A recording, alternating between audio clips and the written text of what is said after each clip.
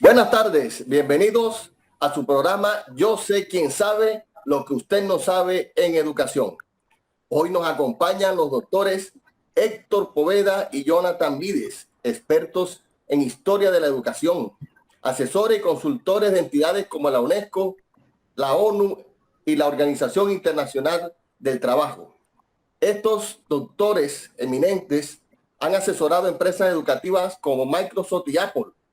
Han hecho investigaciones y publicaciones en revistas indexadas. Son investigadores senior de conciencia y tienen varias patentes. Todos estos eminentes e ilustres celebridades nos estarán acompañando hoy en nuestro programa Yo sé quién sabe lo que usted no sabe sobre educación. Doctor Poveda, disculpe, doctor Poveda, después del movimiento independentista y todo lo que tuvo que ver con la revolución en Colombia, entonces cuando comienzan la gente a pensar en estas reformas que hay que hacer, ¿cierto? Efectivamente, profesor Leonid, los retos era pensar en qué se iba a hacer. Los retos era en formar escuelas, colegios, universidades y cómo cambiar la mentalidad que teníamos los colombianos de pasar de una educación de domesticación a una educación de liberación del cuerpo y de la mente.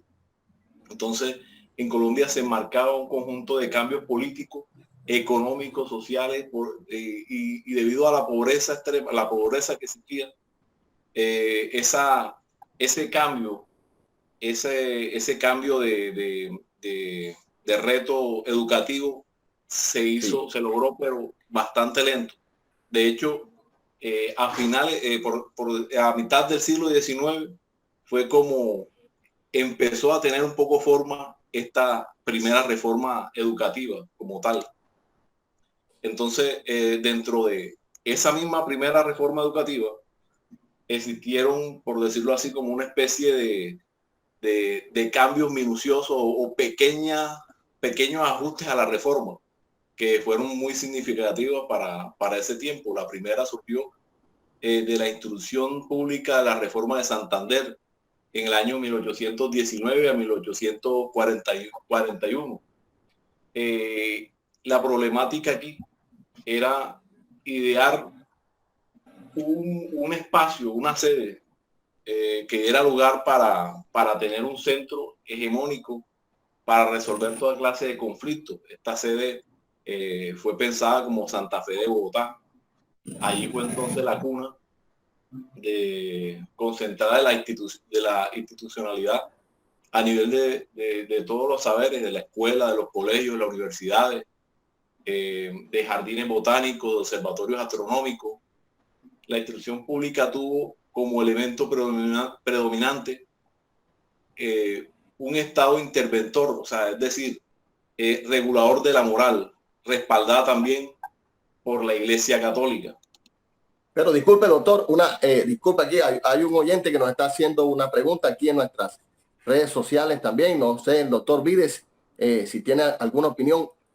Nos preguntan aquí a través de nuestro chat que si ese tipo de reformas que se generó al inicio, donde había una élite que recibía, como usted lo dijo, una educación para direccionar los cambios en el país, y había otra gran mayoría que solo recibía la educación primaria, los súbditos, los vasallos que usted decía. Eso de pronto no es algo como contradictorio en una reforma buscando que todo el mundo tenga participación. De pronto no es una reforma elitista esa del siglo XIX. Usted que es el experto, no sé qué dice el doctor Jonathan Vides también.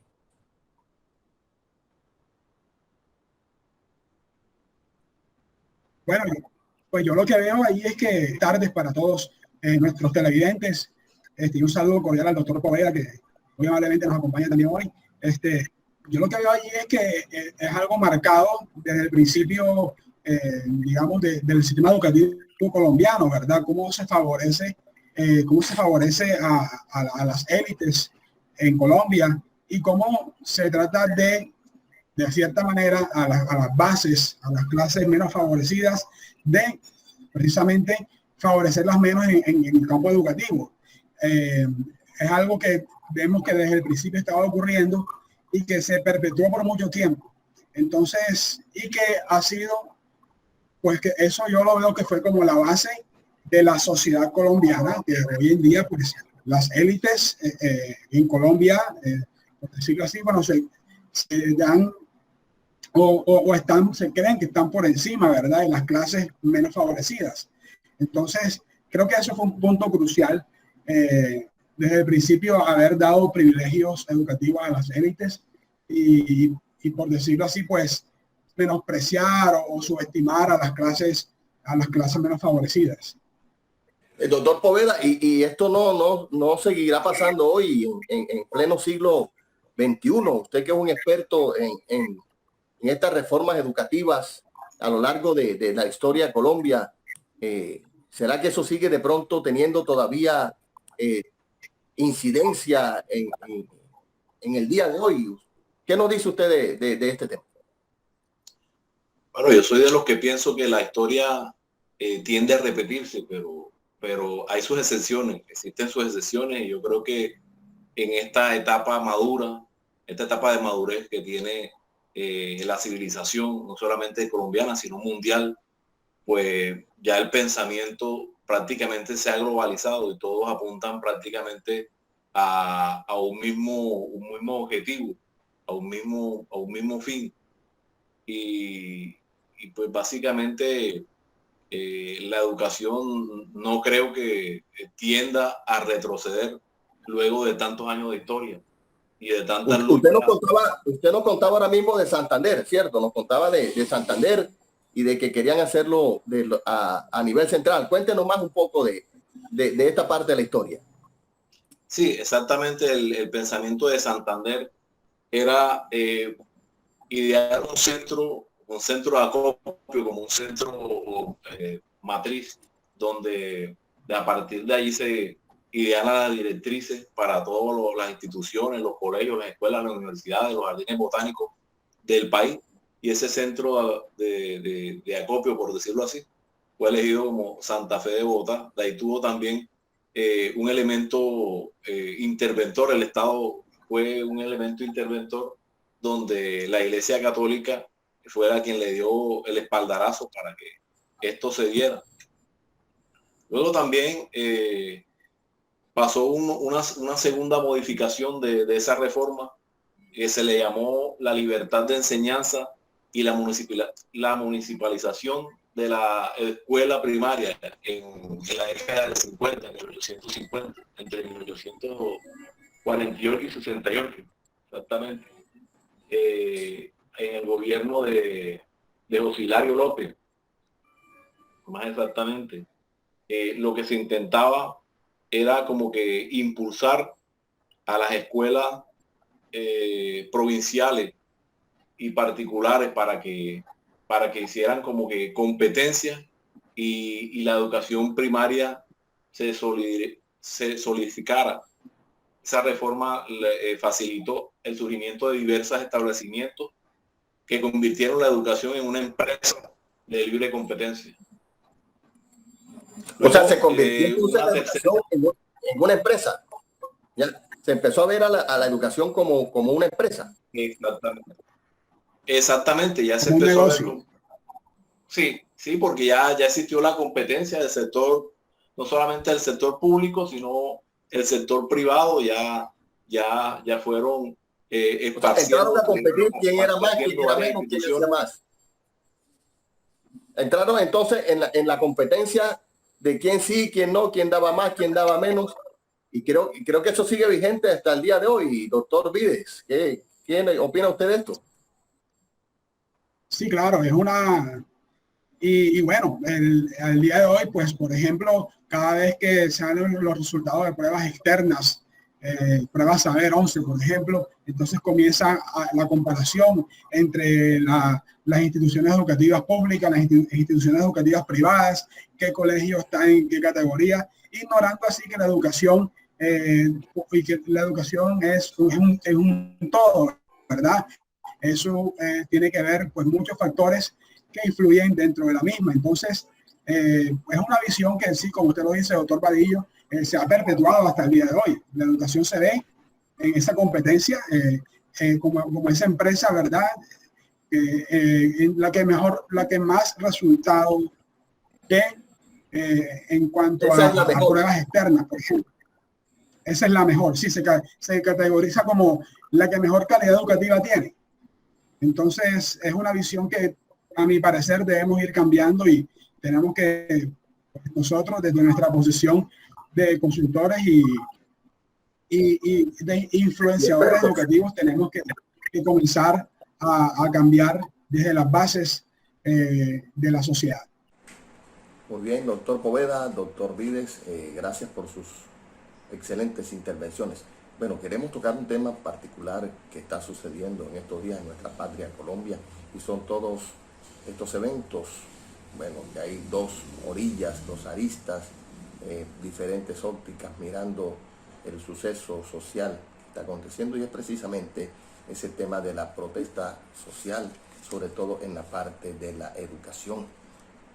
Muchos dicen que la educación está en venta, que los tratados de libre comercio que se han establecido durante muchos años en Colombia con diferentes naciones han permeado del capitalismo y de todo lo que tiene que ver con la política neoliberal, escenarios tan complejos pero públicos y que son de derechos fundamentales de las personas y de las sociedades, como lo es la educación. Doctor Poveda, doctor Vides, voy a leer aquí dos partes de dos autores, y les voy a pedir por favor que cada uno de ustedes desde su perspectiva pueda complementar lo que venimos tratando en este programa. Yo sé quién sabe lo que usted no sabe sobre educación. Bueno, leemos de el autor Tinelboom 2004, dice que el planeta está envuelto en una densa trama de convenios y tratados económicos y financieros, internacionales, regionales y bilaterales, que han subordinado y han suplantado los instrumentos básicos del derecho internacional y regional de los derechos humanos, las constituciones nacionales, las legislaciones económicas orientadas al desarrollo nacional y las leyes laborales y sociales tendentes a mitigar las desigualdades y la exclusión.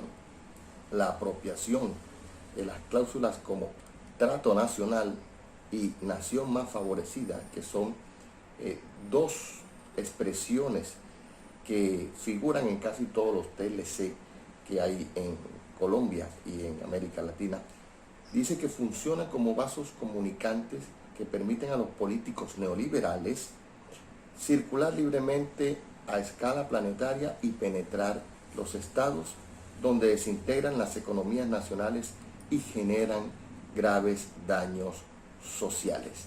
Esto fue dicho por Tinelboom en el año 2004. Bueno, desde mi perspectiva quiero citar a una autora que es Helen Meikins. En el año 2000 ella lanzó la siguiente frase: es difícil hallar un aspecto de la vida en la sociedad capitalista que no esté profundamente determinada por la lógica de mercado. Y es cierto, las políticas de reforma que se están dando actualmente se han convertido en un escenario propicio para la comercialización de la educación. No en vano, pues las protestas sociales que se vienen dando en países como Argentina, como Chile, como Ecuador, Perú, incluso Colombia ahora en este mismo momento, no es más que tratar el pueblo, la sociedad y las comunidades de expresar ese hastío que tienen de estas políticas que día a día cercenan de una u otra manera los derechos fundamentales como la educación en los pueblos. Los pueblos necesitan, las masas necesitan ser educadas para poder producir en la balanza económica, y eso trae un equilibrio social. La educación es un componente de las sociedades infalible y que tiene que ser para todos, y que todos tengamos el acceso, como decía el doctor Vides. El derecho al acceso debe ser algo fundamental en las sociedades de hoy. Pero el mercado las sociedades de mercado, el consumismo, las economías de mercado han llevado a que esta educación cada vez sea más privatizada, tenga mayores prevalencias en el sector privado y ha llevado a la precarización del sector público. En este momento tenemos una pandemia, evidentemente, que está pasándonos facturas, y los gobiernos nacionales y los gobiernos a nivel internacional están procurando volver a las escuelas como sea, y no se tienen las necesidades de infraestructura, no se tienen las necesidades cubiertas de protocolos de bioseguridad, de estructura mínima para poder tener a las personas, a los estudiantes, a los maestros, dando una educación de calidad. O sea, en este momento está primando la mercantilización de la educación. Hay que ir a las escuelas, no importa cómo sea, no importa el costo, porque tenemos que afrontar unas pruebas, unas evaluaciones internacionales, evaluaciones externas, que de eso se deriva las ayudas económicas o no. Entonces está la economía por encima de la vida y por encima de la educación en este momento, lo cual es totalmente lesivo para cualquier sistema educativo. Así es, doctor Vadillo y doctor Poveda. Nuestro país, Colombia, ha abierto las puertas desde hace muchísimos años a los tratados de libre comercio, que no hacen otra cosa que buscar favorecer a los países desarrollados y afectar a los países no desarrollados o en vía de desarrollo, en este caso como nuestra nación Colombia. Estos tratados de libre comercio, a mi modo de ver, pues son lesivos para el desarrollo del país. Van muy de la mano con las políticas neoliberales que buscan, entre otras cosas, privatizar los servicios del Estado, la educación, el sistema financiero, el sistema agropecuario. Entonces, esa búsqueda de privatización le da control a entes no gubernamentales de lo que sucede en nuestro país en estas ramas. Son pues totalmente lesivas y preparan a los países desarrollados para ganar y a los países no desarrollados para perder. Colombia, lastimosamente, los gobiernos de los últimos 20 años, en estos gobiernos se ha incrementado o se ha fortalecido esta política, y a raíz de estos tratados de libre comercio vemos como, por ejemplo, los productores de papa, los productores de piña, ven perder sus cosechas porque se le abre puertas a productos agrícolas de otras naciones que, como dije anteriormente, pues naciones desarrolladas.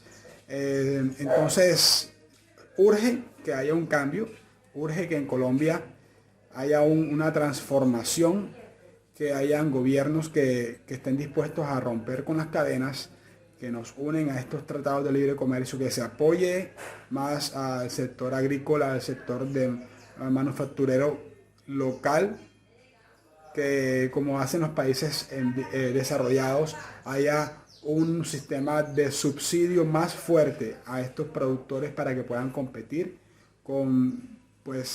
de manera más leal, de manera más equitativa, de manera más igualitaria con los productores de países desarrollados.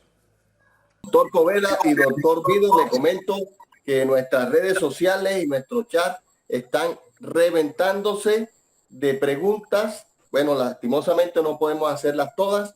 Hemos ido leyendo algunas. El tema muy interesante. Los ponentes excelentes, dice acá, grandes maestros y eminencias en la educación. Bueno, aquí nos preguntan, vamos a seguir con las preguntas. Nos hablan ya, de pronto ya los jóvenes, más jovencitos, nos hablan de la Constitución del 91 y de las reformas educativas. Esto fue a partir del 4 de julio de 1991 que se dio la nueva Constitución, donde eliminó la Constitución de 1886 que venía desde Rafael Núñez, como lo dijo brillantemente ahorita el doctor Héctor Poveda. Eso fue en el gobierno de César Gaviria, y esa constitución política, ese movimiento pedagógico, ese reformismo educativo fue comparado, incluso doctor Vides, con la que hizo López Pumarejo allá en el año 34 y 38. Entonces, fíjense ustedes, Rafael Núñez en el siglo XIX, López Pumarejo en la primera mitad del siglo XX, y ya en la década de 90 aparece esta constitución política con una reforma educativa de fondo en los artículos 67, 68, 69 y 70, y de allí sale la ley 115 o Ley General de Educación en el año 1990. Estimados doctores, les voy a leer aquí ahora 10 puntos que salieron de estos artículos en esta constitución. Aquí el chat está que se nos revienta también, y voy a estar preguntándole lo que dicen acá. Y agradecería entonces que cada uno nos dé su opinión sobre estos 10 puntos que salieron en la constitución del año 1991.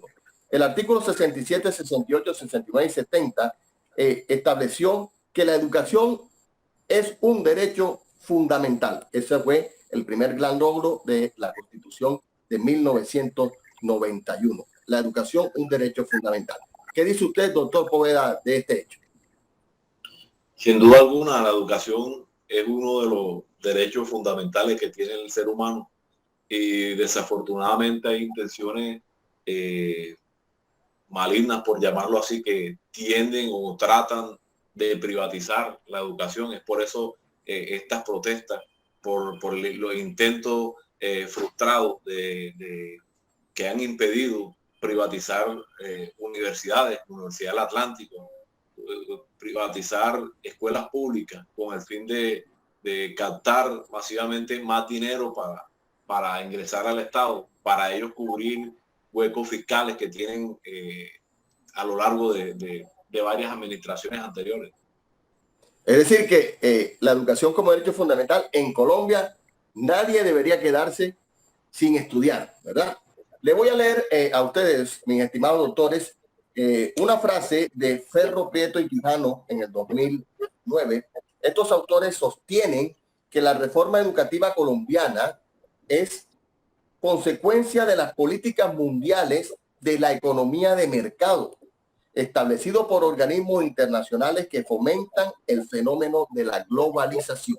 Ellos, Ferro, Prieto y Quijano, dicen que la educación se ha vuelto algo que está basado, hablamos ahorita de la religión, de la política, pero ellos hablan de la economía de mercado, que se ha mercantilizado la educación. Aquí tenemos @Manjarres de Alba Yurina, nos pregunta, ustedes como expertos, ¿creen que realmente la educación de hoy se ha mercantilizado, se ha basado solo en una economía de mercado y en un proceso de globalización mal enfocado?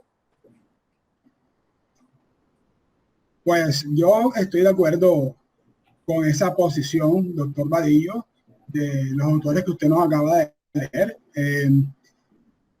Colombia,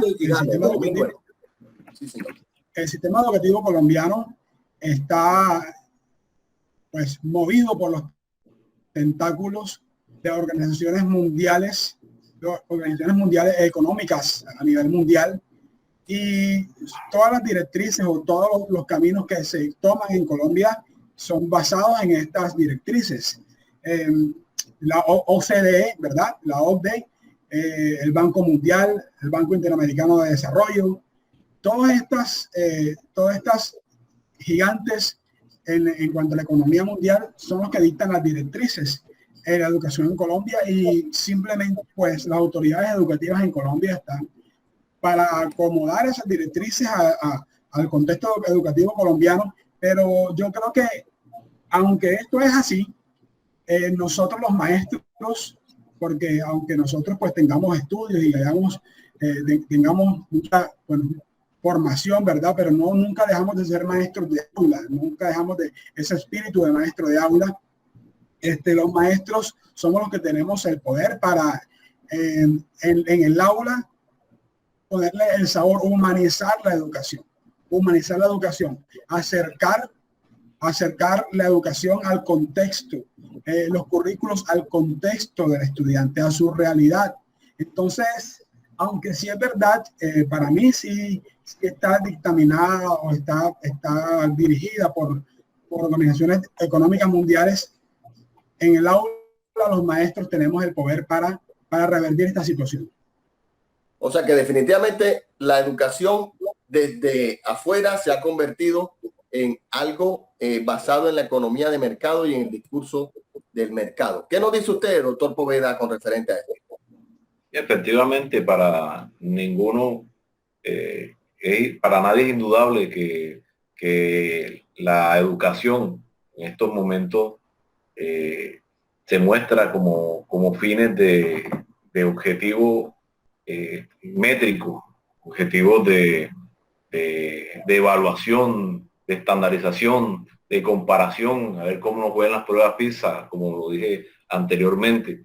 Se nos olvida pues que es el mismo modelo que hemos utilizado estos últimos 20 años, y no es un poquito más, y que el resultado de esa educación, el fruto de esa educación que hemos obtenido, son políticos cada vez más corruptos, inteligentes sí, pero corruptos. Entonces, ¿dónde quedan las áreas blandas, las ciencias blandas? ¿Dónde quedan el valor, la moral? ¿Dónde queda el sentimiento humano, el sentir humano? Bien nos decía Edgar Morin, exacto. Habla de crear ciudadanos planetarios, que ese es el reto, ese es el objetivo que tenemos que alcanzar, y no estar persiguiendo locamente los fines, la bandera, las metas de ser los mejores entonces es mejor buscar fortalecer las ciencias blandas que estar buscando objetivos que no nos están llevando a nada. Bueno, para ir cerrando ya, el tiempo en televisión es corto. Quisiéramos tener pues mucho más tiempo con expertos como ustedes. Aquí tenemos en arroba doctora Marixa Oficial, y nos hace la pregunta. Recuerden los televidentes, el hashtag reformas educativas en Colombia. Este es el hashtag que estamos manejando hoy. Aquí ahora pues arroba doctora Marixa Oficial nos pregunta lo siguiente.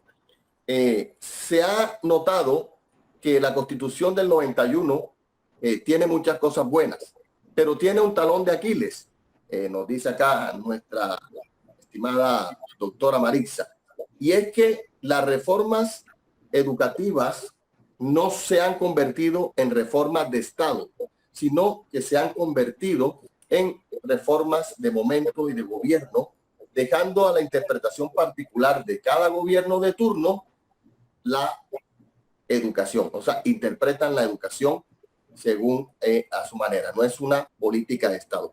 Ella nos pregunta entonces, ¿será que realmente Colombia necesita una reforma de Estado y no una reforma de gobierno? Pues, doctor Vadillo, me parece muy profunda esa reflexión que hace nuestra televidente. Y sí, es algo que notamos, que cada gobierno que inicia un periodo presidencial está buscando cómo reformar, cómo tumbar lo que hizo el gobierno anterior. No hay una continuación, ¿verdad? No hay una continuidad de políticas educativas serias, y yo creo que estamos en la necesidad de que haya políticas educativas de Estado, políticas de Estado antes que políticas de gobierno. Yo creo que si se hacen políticas de Estado bastante fuertes, bastante comprometidas con la educación, realmente Colombia va a avanzar a nivel educativo. Pero si llega un gobierno nuevo y está buscando cómo crear cosas nuevas y no le da continuidad a lo bueno que hizo el gobierno anterior, pues es tiempo, es esfuerzo perdido, es un proceso perdido. Entonces Yo creo que estamos en mora. Cada 4 años estaríamos cambiando cosas. Exacto, No se le daría exacto. Entonces, continuidad, ¿verdad? Entonces hay que hacer políticas de Estado serias y comprometidas con la educación en Colombia. Doctor Poveda, ¿qué nos dice usted de este tema que nos toca la doctora Marixa Oficial? Las reformas educativas en Colombia necesitan ser reformas de Estado y no reformas de gobierno. Sí, efectivamente, doctor Vadillo, tiene razón la televidente que nos está diciendo que necesita hacer reforma más que todo de Estado, porque hay un afán de figurar, hay un afán de mostrarse, haciendo cambios en tiempos tan cortos que verdaderamente no alcanzan a impactar como deberíamos pensar para un futuro, pensar no solamente en los próximos 2 o 4 años, sino pensar cómo será los niños de Colombia en unos 15, en unos 20 años. Pero este es con el ánimo de figurar y de obtener incluso hasta recursos económicos, programas como el PAE también, que en estos momentos está pendiente de un hilo por la reforma tributaria que quería mantener ese tipo de ayuda, y son los que hacen que cada vez el sistema educativo busque de alguna manera escurrir los bolsillos de los colombianos con el ánimo de mostrar una política social, mostrando como padres de padres políticos que tienen a sus hijos que mostrar que son los que atienden a la población más vulnerable, y estos pequeños ajustes son los que cada vez nos hunden más en la economía del país. Bueno, lastimosamente pues el tiempo es corto y tenemos ya la última intervención, y a manera de conclusión para que cada uno de ustedes, doctor Poveda, doctor Vides, nos diga su conclusión con lo referente a lo que nos pregunta aquí @Edwin Lozano Oficial también. Nos dice que la Constitución política de Colombia y la reforma educativa dada a partir de esta, la gran conclusión es que la educación es un derecho de toda persona y un servicio público a los cuales todos tenemos acceso. Un derecho de toda persona y un servicio público a los cuales todos tenemos acceso. ¿Qué podemos decir a manera de conclusión a nuestro televidente @Edwin Lozano Oficial sobre la educación como derecho fundamental de toda persona y como servicio público a los cuales todos tenemos acceso? Doctor Vides, doctor Poveda, ustedes tienen la palabra y con esto cerramos nuestro programa. Bueno, claro, es un derecho fundamental, es verdad. Yo añadiría al cual todos deberíamos tener acceso. Porque desafortunadamente en Colombia no todos tenemos acceso a la educación. Falta todavía un camino por recorrer en cuanto a cobertura y cobertura de calidad.